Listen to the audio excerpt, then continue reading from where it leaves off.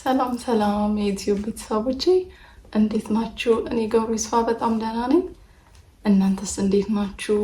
ቪዲዮቼንስ እንዴት አያችኋቸው? አስተያየት ብትሰጡኝ ደስ ይለኛል። ዛሬ ፀጉርን ለማሳደግ ማወቅ ያለብን 5 ነገሮችን እንነጋገራለን። እኔ ከማውቀው ከጠቀመኝና ብታውቁት ይጠቅማችኋል ከምለው ማለት ነው። እንግዲህ የመጀመሪያው ለፀጉራችን ማስክ ማለት ማስክ ወሳኝ እንደሆነ ሁሉም ሰው ያውቃል።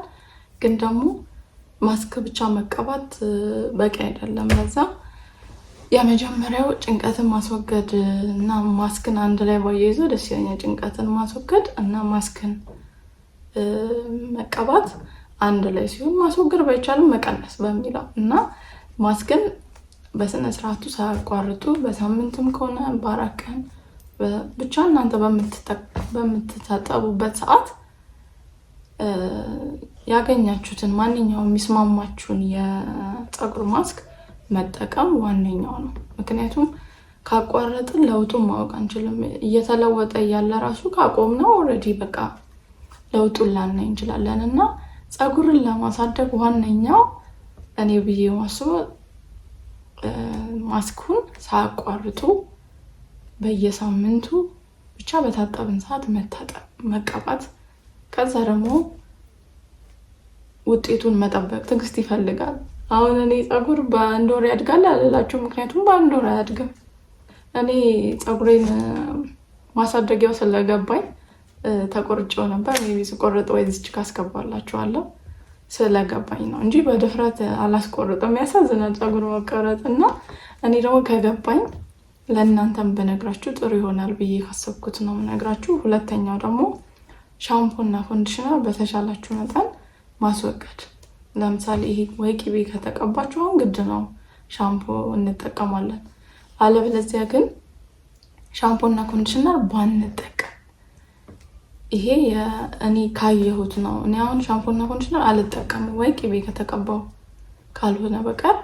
ቅቤ ወዳድም አይደለሁም ግን በተቀባውም ሰዓት ለዛ ካልሆነ በቀር አልጠቀምም። ለምን? ሁሉም ነገር ይሄ ፋብሪኬት የሆኑ ነገሮች የራሳቸው ሳይድ ኢፌክት አላቸው እና በቻላችሁት መጠን ሻምፖ እና ኮንዲሽነርን አስወግዱ። ከዛ ዶቭ ወይም ደግሞ ዱሩ ለፀጉር አሪፍ ነው። ሜቢ እናንተ የምታውቁትም የተሻለ ሳሙና ካለ።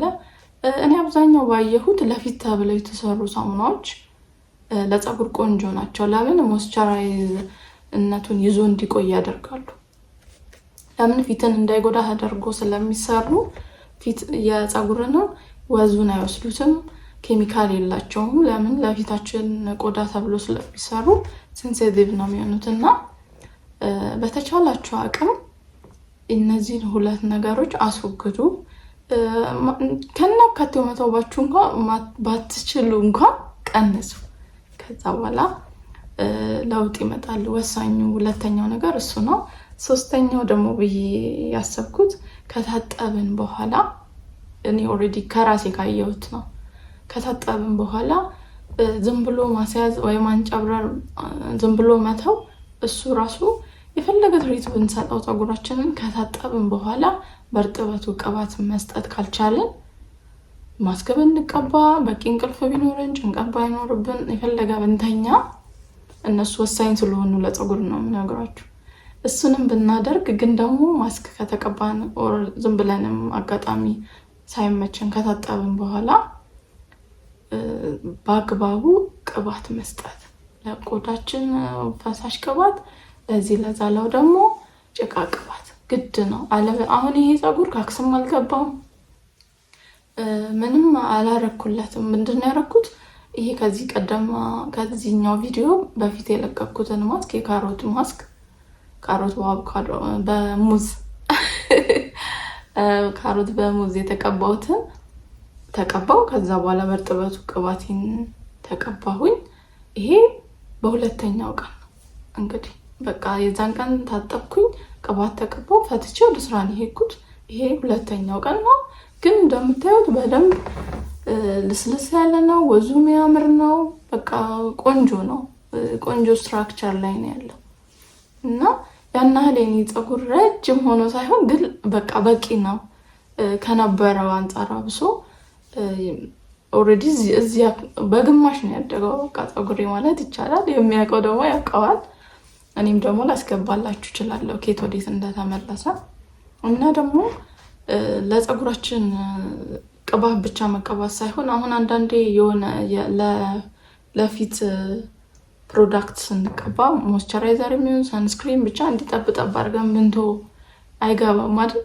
ፀጉርም ቅባቱን ኖርማል እንደዚህ ፈሰስ አድርገን ይሄንንም ዝም ብለን እንዲጣል አድርገንበት ምናምን ብንተዋው ትርጉም የለውም። ተብለጭልጮ ነው የሚቀረው።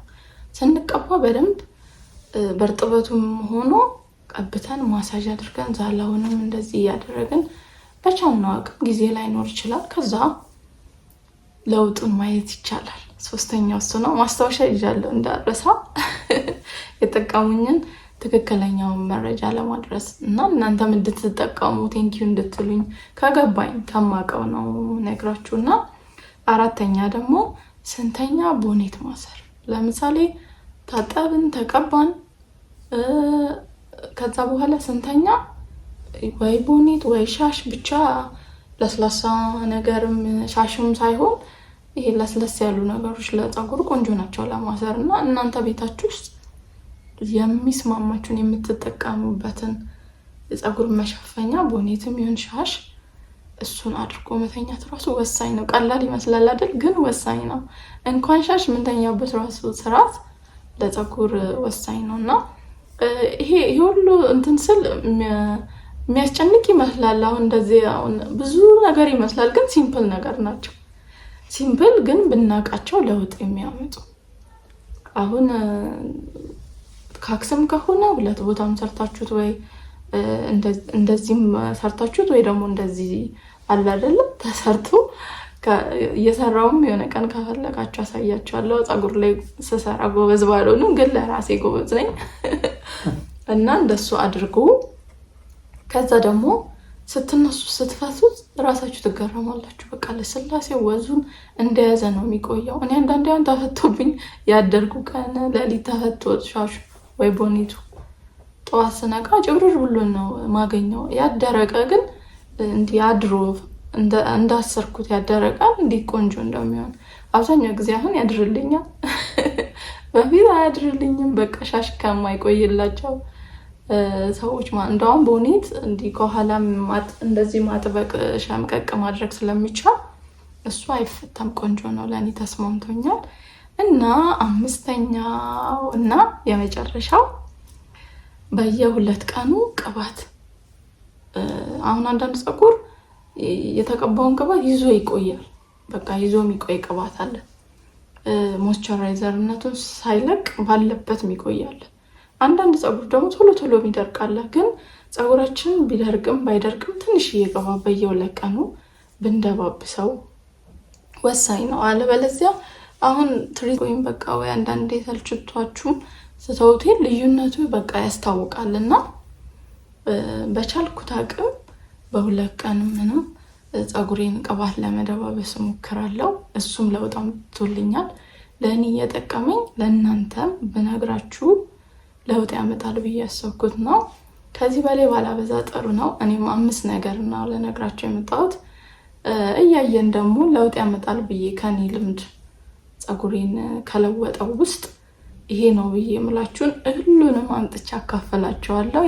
የዩቲዩብ ቤተሰቦቼ ደግሞ እያያችሁ ከሆነ ሰብስክራይብ፣ ላይክ፣ ኮመንት፣ ሼር አድርጉልኝ። በጣም ነው የምወዳችሁ። ኮመንታችሁ ያበረታታኛል። ይሄን ብታስተካኪ ይሄ እኮ እንደዚህ አሪፍ ነው ብትሉኝ እቀበላለሁ። ታዛዥታችሁ ነኝ እና ምክሬ እንደጠቀማችሁ ተስፋ አደርጋለሁ። በሚቀጥለው በተሻለ ቪዲዮ በቆንጆ ነገር ከእግዚአብሔር ጋር ጠብቃችኋለሁ። እግዚአብሔር ከፈቀደ እመጣለሁ።